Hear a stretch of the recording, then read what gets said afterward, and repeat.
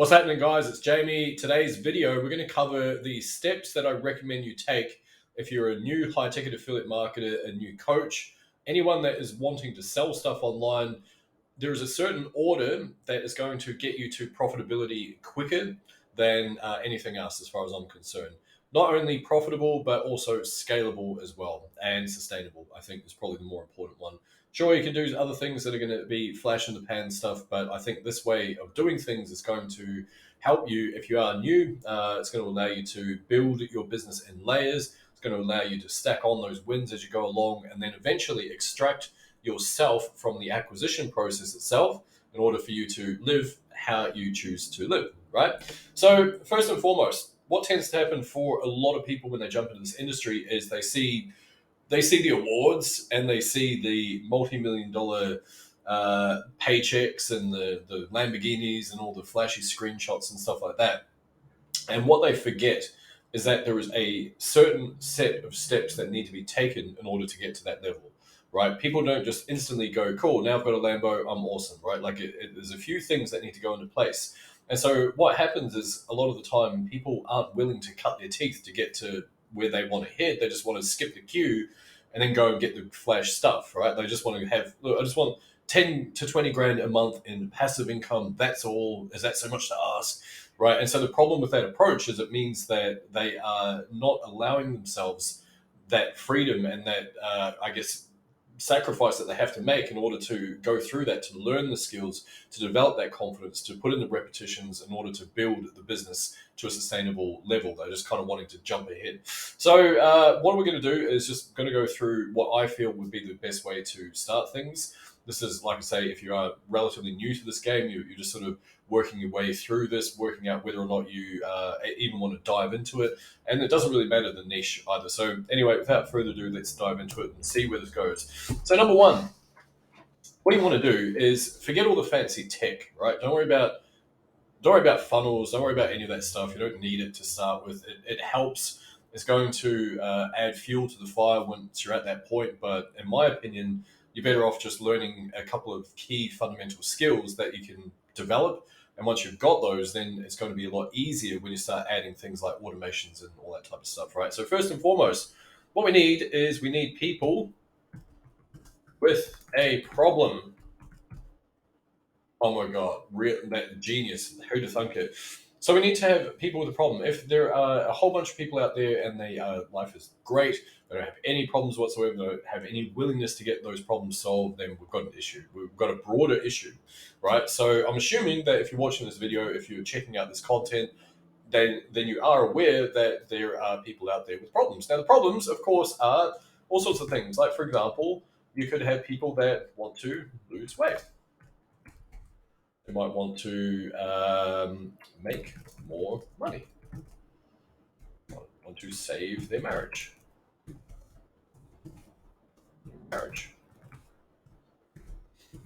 They might want to heal past trauma.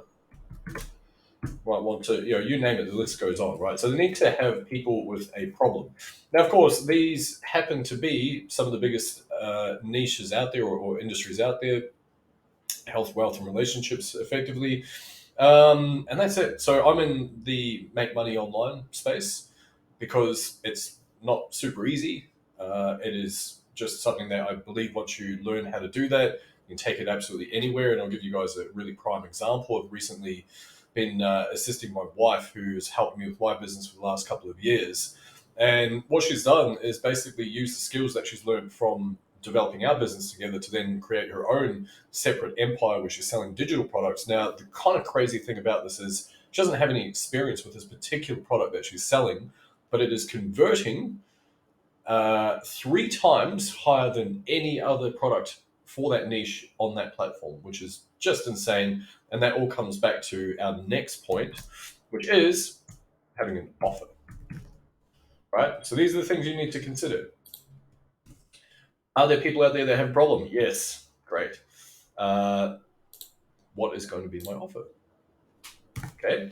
Now, an offer is quite simply how you are gift wrapping your product to help those people out with those problems, right?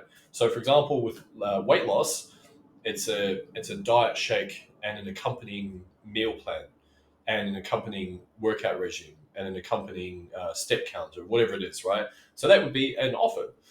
For Make Money Online, really, I mean, there's so many ways that you can go about that, but effectively, it could be something like for my program, Ultimate Marketing Mastermind, you get access to me and another coach twice a week. You get on Zoom with us. We can go through exactly what you're working on in your business, show you the exact steps you're going to need to take in order to not only grow, but scale your own highly profitable online business and coaching or affiliate marketing, whatever you choose to do.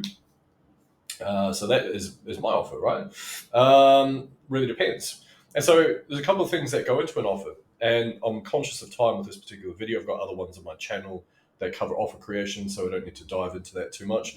But quite simply, you want to unpack what's in the main product itself, right?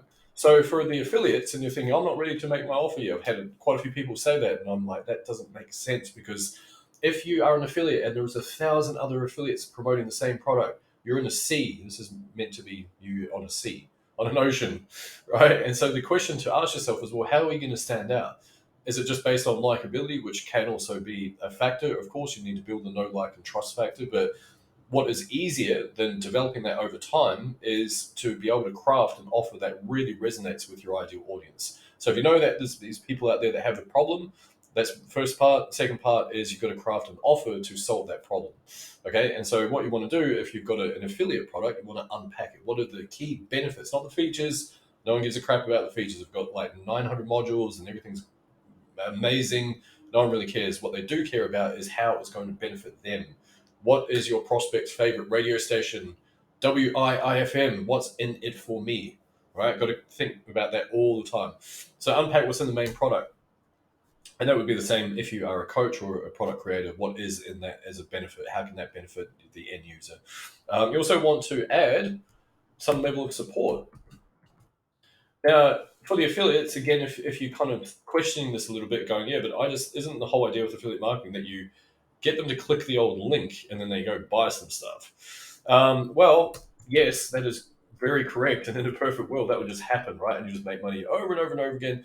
But the cool thing is, we don't need a massive audience. We don't need 100,000 subscribers on our channels or a billion followers on our TikToks or 100,000 people or 10,000 people in our Facebook groups. We just need an audience that we can build a depth of a relationship with. And what's going to happen is if we nurture these relationships over time, we are going to increase the LTV, lifetime customer value. Now, why is this important? Because if you are nurturing a relationship, say someone buys something from you, and it's like $5, which I've got a product that's $5. It's an introduction to affiliate marketing, how to avoid all the pitfalls most people make when they get into it, how to set yourselves up to be an affiliate within just 6 days. I might actually leave a link below if you're interested in checking that out as well. But anyways, all that being said, it's $5, right? It's less than the price of a cup of coffee these days. Amazing. And it will teach you the fundamental skills you need in order to build a business online. Now, why would I sell something for $5 if I'm a high ticket affiliate marketer? And more specifically, why would I give 100% commissions away to my affiliates when they promote it? Why would I risk losing money to do that? Here's the reason why. I'm glad you asked. LTV, lifetime customer value. Because what happens is if someone has had a positive buying experience with you as an affiliate or as a coach or a product creator, whatever it is, they are 70% more likely to buy something else based on your recommendation in future. Now, that could be to a high ticket product of your own, some coaching, an affiliate product, something else that serves their needs, or could be just that they buy other mid to low ticket items that you put out. That is something that I've had been very fortunate with. There's one customer in particular. I love you, by the way. I don't know if you ever watch any of my stuff, but this particular customer is worth around about $5,000 in lifetime customer value to my business. Here's the kicker: never purchased a high ticket item from me ever. These are all of low to mid ticket items that this person has purchased over time that solve very specific problems that this person has within their business, right? Hopefully, this is making sense. It is super powerful. So, support can come in the form of a chat. Um, Often use something like Voxer to communicate with my one-on-one coaching students. You can have things like Facebook groups or other communities. So, like school, for example, it seems to be taking off at the moment. You could have what else? One-on-one calls, group calls, Facebook Lives, things like that. Now, of course, the more access to you someone has, in effect, the higher the value of that item should be. Okay, so you don't want to be selling a $5 thing and say, "Listen, I'm going to give you unlimited lifetime coaching," because there's a disconnect that's way off the scales, right there, right. As opposed to someone, for example, jumps into into your one-on-one coaching, and for context, mine ranges sort of from like 2.5K right up to 10K at the moment, and so therefore it depends on basically the level of access that they have, how much contact they're going to have, how much access to me they're going to have, things like that, right? So anyway, you also want to have incentives, right? So another word, fancy way of saying bonuses. Now, the reason why you want to have these is because it incentivizes the purchase, and it could be time-sensitive things. It could be a guide or a template or a file or done for you something, or a script or a process or something that removes the burden of process for that person, right? Because if you can remove that burden of process or lower it, then all of a sudden the value has just gone up, right? So you can do that. You can go through the programs that you're promoting or even your own coaching stuff. And it's like, cool, well, they jump into this thing. So instead of them having to formulate their own meal plan, well, we've got the spreadsheet that creates their own meal plan for them, or you get an app that creates their own meal plan for them. If you are in the dating and relationship space, it could be a cue card with your favorite pickup lines. I don't know. I'm not in that space, right? If it's in the make money online and you're looking to build a highly profitable community, one of the incentives that I have for my students, I've actually got a semi done for you welcome pack. And what that means is basically it is a beautifully laid out template. They just need to change a couple of the write ups that are more specific about them.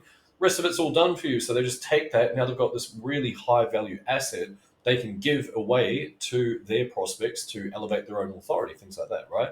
So that's another example there. Go read Alex Hormozy's book, $100 Million Offers.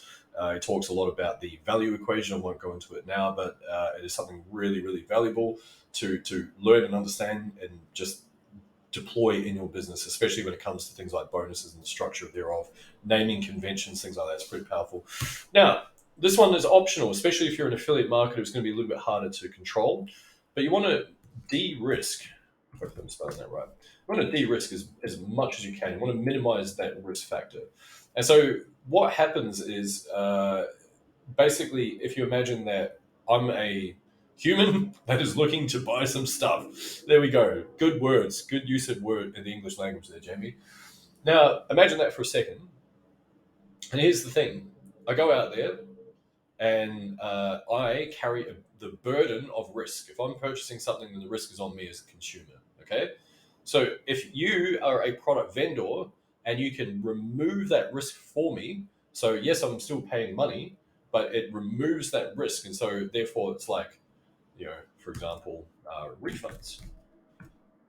No one likes them, by the way. I hate it. I always try to avoid having refunds because I think it's like if you consume some information, I back the quality of my information. I feel like it's like an ice cream. I can't get it back once you've consumed it.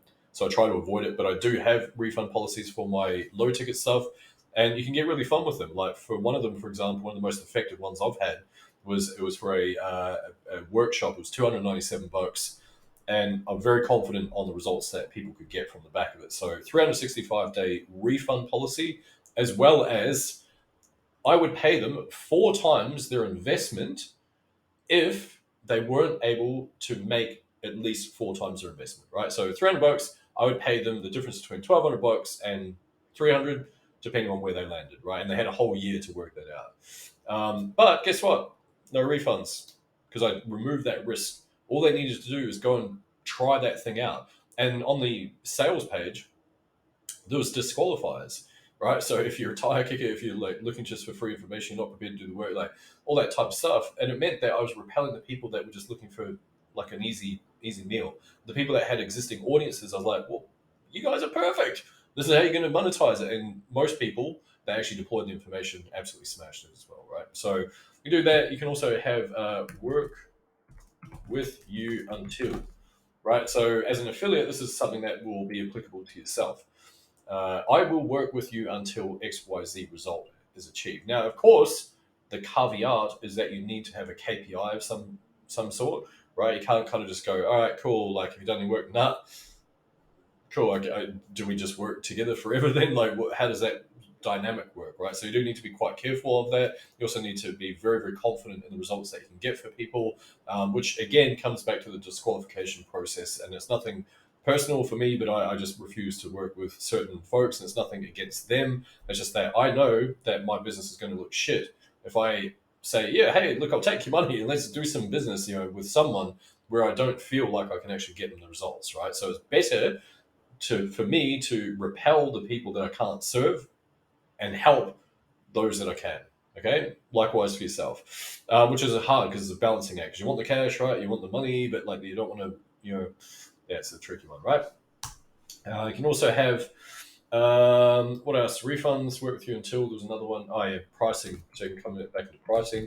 So you can remove the risk by adding payment plans, things like that. Little word of warning if you are in that cusp between going from an affiliate and you're like, cool, I love this game, I'm going to start launching my own stuff.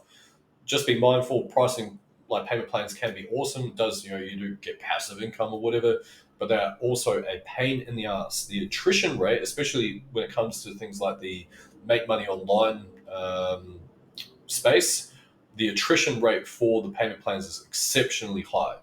Exceptionally high. And so what happens is you're fighting this natural attrition. So you've got month after month, you've got people dropping off, and then you have to try and keep ahead of that by pushing volume, or like you've got access to ads or JV partners, things like that. You need to be pushing that. Or if you've got an existing large audience, you need to be pushing that so that way it fights that natural attrition rate. Otherwise, it just gets really, really frustrating, like chasing folks month after month. But it is another way that you can do it, right? Anyway, moving forward. So once you've got your offer sorted out, oops. Now we want to start looking at what happens now. Well, you kind of need, once we've done our offer, we need to really hone in on who our people are. So let's just put that like that. I'm just going to highlight it. There you go. Wow, that's ridiculously hard to read. I don't know why I did that. Let's go back to that. I meant to highlight it. I don't know how to do this thing. Crikey. There we go. Oh, look at that. Whoa, make more money. Right, so we need to go back to that. Because now that we've thought about our offer, we've obviously given a ton of thought about what problem it's going to solve for people. And then as a result of that, we can start to really dive into, okay, well, who are these people? What problems specifically am I solving, and who is it for? And who is it not for? Right? So then you start going through that, you start working out who your avatar is. Now, here's the crazy thing. When I was in advertising, I used to run my own agency, and I used to go, like, what does he or she look like? What part of the world are they living in? What are their psychographics? What are their buying behaviors like? What eye color do they have? Like, but I'd get very granular with that because I wanted to have a very strong image of who I was targeting in my mind.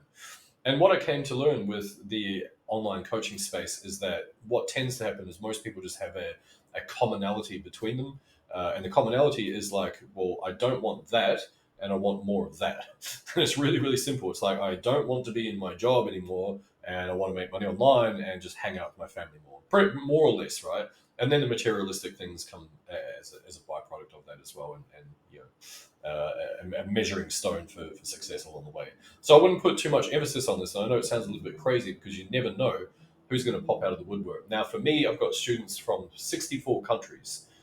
64 countries, which is kind of crazy. That might be higher now. It's been quite a couple of years since we measured that.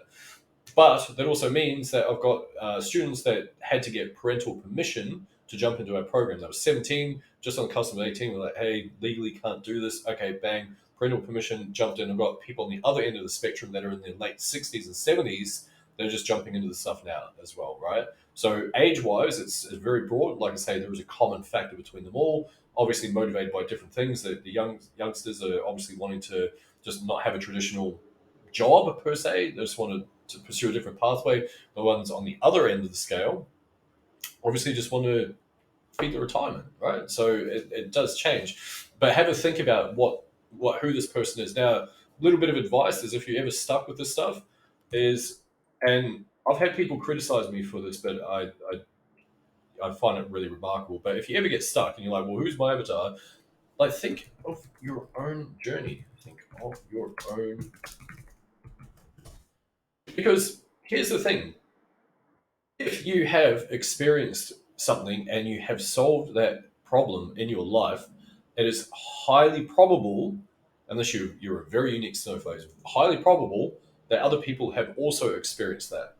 And if they have experienced that, then there's a chance that you will be able to connect with them emotionally because you've experienced that same problem, right? Through your content and through the way that you communicate, things like that. So when you do, then things are going to change, right? Like you're going to be like, oh, yeah, this is cool. I think I feel connected to this person. So think of your own journey. The easiest way to go, just reverse the steps that you took, and that will be an example of your avatar. Where were you prior to getting this particular problem solved? Like in life in general, right? Anyway, moving on. Once we've done that, you need to think of, do I have the capacity to sell a high ticket item? Am I have I sold stuff before, and do I feel confident in asking a stranger for 1,000, 5,000, 10,000, $25,000? Is that something that feels like natural and it's just an accepted part of what I'm doing, or does it feel like kind of crazy and scary? There's no wrong answer here, but here's the thing. Sorry, I'm just going to make a note. This ideally should be high ticket. You ideally want to start at high ticket, right, rather than going to low ticket stuff, to validate the proof of concept. But like I say, if you've never sold a high ticket thing before, easiest thing you can do for yourself is to build a sense of confidence, because what happens is high ticket, you need to have a shitload of energy for. You can't be selling high ticket if you're like, hey, yeah, welcome. I'm just going to be selling high ticket, my coaching and stuff like that. Like you gotta like can know that you can get results for folks, and you got to be confident in that. You got to have that energy that comes with that, right? But not everyone has that because they don't have the confidence at that level, and that's why if you're an affiliate, leverage the program that you're with. They will have resources. With my Ultimate Marketing Mastermind, I've got a core funnel. All you need to do is go check it out. ultimatemarketingmastermind.com will lead you through to a free case study. There's an option to chat with myself on the other side of that. If you're wanting to get this particular problem solved in your business, just relax, very friendly chat, nothing high pressure, right?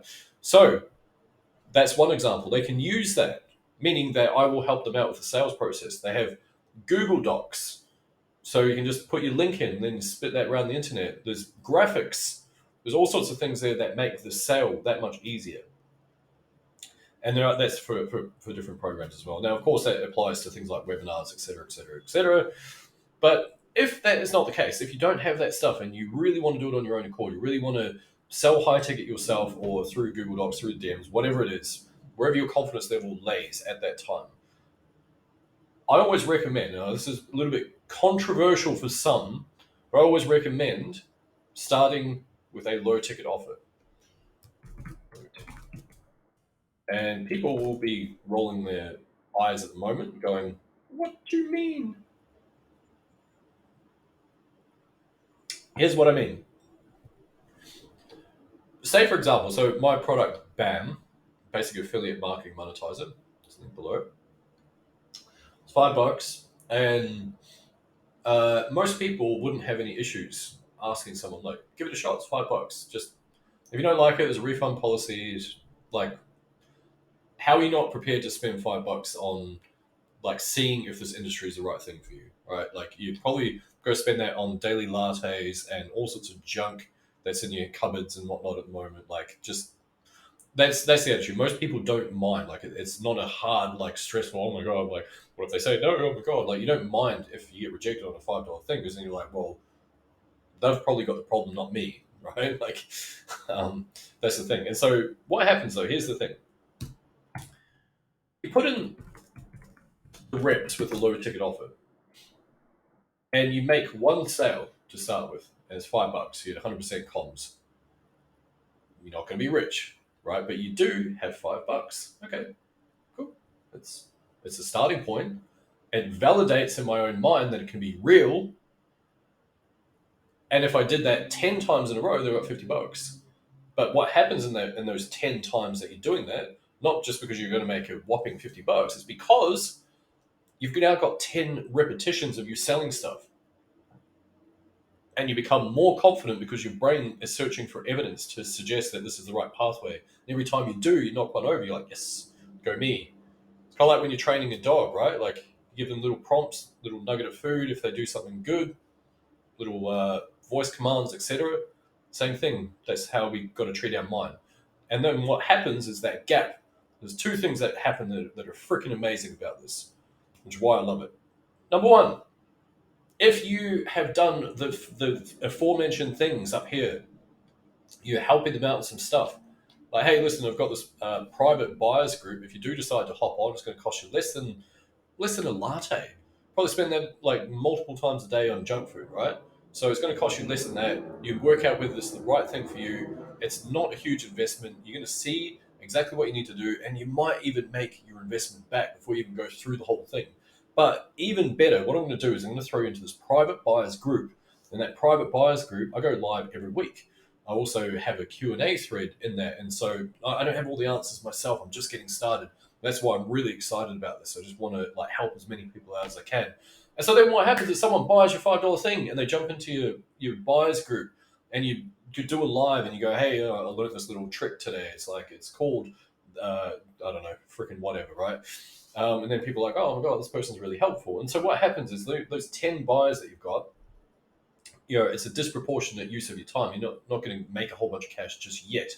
But what does happen is two things. One is the LTV kicks into gear. Lifetime customer value starts kicking into gear because then that relationship is built. You are the authority figure in their mind. You're the one that has basically helped them out and helped them navigate through the storm. And so therefore, because of that depth of relationship, it is very, very easy and very low stress, low sales bullshit, high pressure. That's an oxymoron, isn't it? Paradoxical. Low high pressure. No high pressure. Let's go with that one. There's no high pressure. It's just like, cool. Hey, I don't know what you're working on. Like, obviously, you've got a ton of info in front of you there. It sounds like you're actually making traction with this thing over here. But I've also got the Ultimate Marketing Mastermind. That's the thing that I'm part of, and it's freaking amazing. And you should jump into it. Would you be opposed to checking out some info at least? Not at all. All right, cool. Here's some info. Let me know if you've got any questions. Right? But what happens is, you've got 10 of these people, you'll find that at least two of them, at least 20%, typically speaking, are going to buy some other stuff from you. And now you've started. Now you're like, okay, I'm building my empire now. I get this. Right? And then all you need to do is just rinse and repeat. And of course, once you get the confidence up, then you can skip that. You go, okay, well, I don't really want to go with low ticket anymore. It's, getting $5 is cool, but like I'm going to need 1,000 of them a day before I'm like happy and financially stable. So then you go to the high ticket thing because you've now got that experience. And so you have done that and your content gets better because guess what? You're talking based on a place of authority, not a hypothetical. You're like, one of the reasons why I'm making consistent high ticket sales is because of XYZ. Implicit authority makes people stop and listen. Next, high ticket.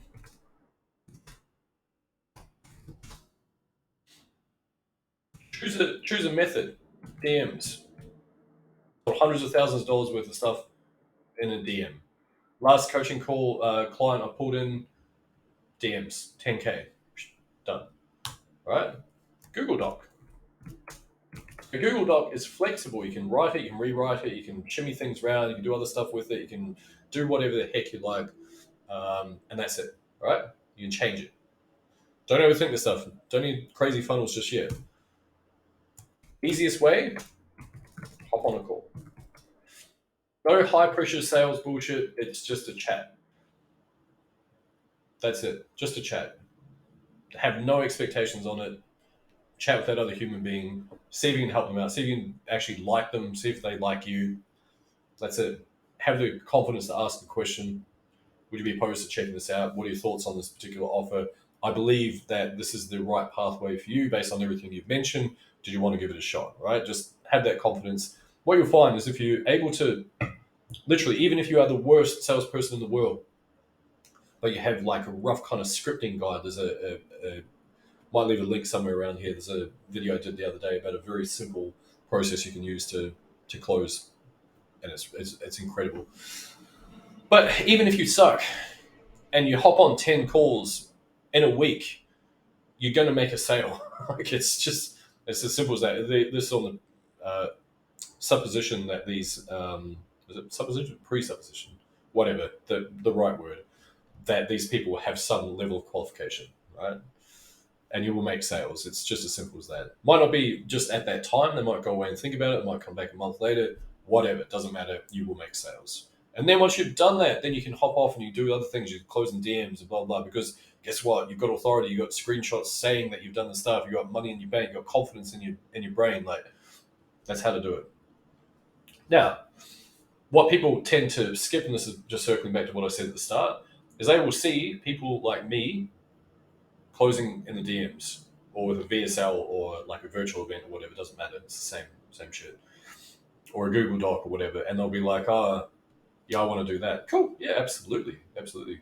But do you have any authority or are you just getting started? Like, does anyone like pay attention to you and go, okay, like that person's awesome. They've clearly done some stuff. So therefore I should probably heed their advice to some degree. Because if you don't, then it's going to be very hard to do that. That's the only thing, right? So I always start with a call if I can. That's what I suggest to folks as well. Now, here's the thing: you don't get stuck there, right? You never get stuck. So then you can start looking at expanding the ecosystem. Right? In my case, I operate a Facebook group. So now, at some stage, it's okay to go on Facebook, but unless you're making consistent 10 to 20K per month, you probably don't need to go onto other platforms. I'd say it's probably a waste of your energy more than anything. I think you're better off getting visibility and whatnot on one platform. This isn't just my advice. I've heard many 7 and 8 figure marketers say the exact same thing, saying unless you're making $1 million or more, you've got no business trying to be on other platforms, right? So at some stage, though, you want to mitigate your risk. You want to spread that out. And so what you do is you start to expand. You add a funnel. You add an automation. You look at other ways that you can acquire clients without having to expend your time by picking up the phone or DMing, whatever, right? So you look at expanding further with closers, setters, VAs in general, right? Other content distribution.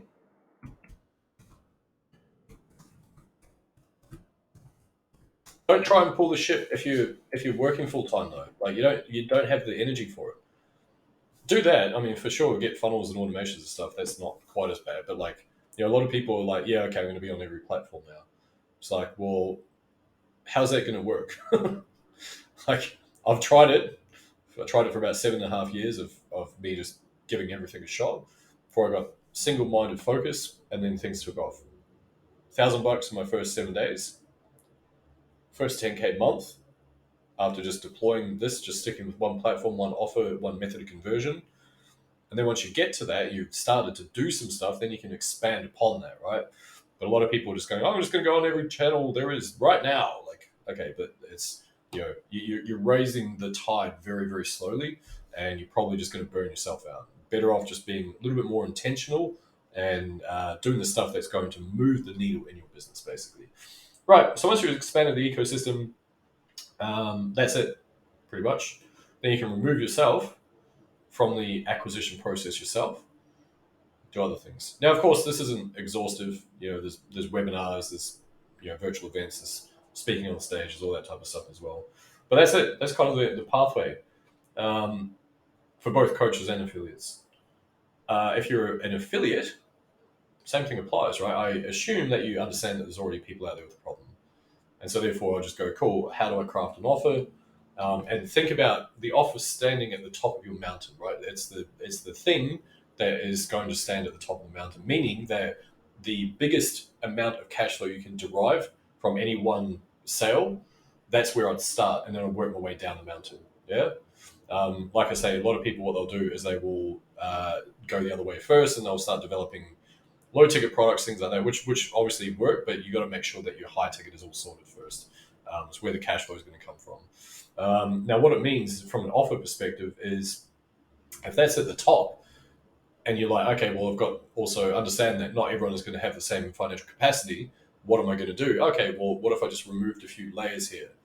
And doing so, what that means is that you're going to have one big offer, and then you just remove some stuff, and you've got like another offer that is suitable for a smaller ticket item, right? So you haven't had to do a whole bunch of extra work for that.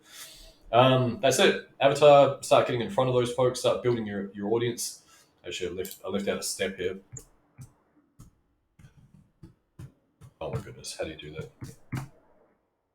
Here we go. Build your audience. Okay, now I'm on Facebook. I operate a Facebook group. What I teach is a formula, and that formula basically allows you to monetize your Facebook group with a handful of people in there. You don't need a huge audience at all. You just need a group of the right people in your audience in order to monetize. I've got students that have smashed well over 3 to 4 grand with just 39 people in their group, 43 people, sorry, my apologies. Others that have surpassed $10,000 in cash collected with less than 100 people in their group. Right? You do not need a big audience. You just need a set of the right people.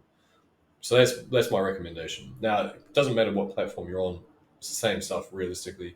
I just find Facebook highly beneficial to build a community. You can go do that on other platforms such as school or anywhere else for that matter. Really doesn't matter. Same sort of deal. Build your audience. Start smashing a few low ticket items. Get your confidence up, then start looking at high ticket and how you can get into that, and then eventually start building out your ecosystem. So anyway, guys, that's it. Just wanted to roll that out there. Hopefully it helps a couple of you guys out. Really appreciate you tuning in. Hit the subscribe button if you got value from this. I'd love to hear your thoughts in the comments as well. And of course, if you are a coach, consultant, course creator, or high ticket affiliate marketer, and you're wanting some very specific help to grow and monetize your own highly profitable, highly sustainable community online, check the link below. It's a 16-minute little VSL. It's going to show you exact process that I use to build my business to $51,000 months, surpass over $1 million in revenue through a single funnel, and help over 900 students. So feel free to lock in a time to chat with me if that's of interest, see whether or not my methodologies are going to help with your specific situation. For everyone else, thank you so much. Appreciate you all. Hope this helps. See you in the next one. Cheers.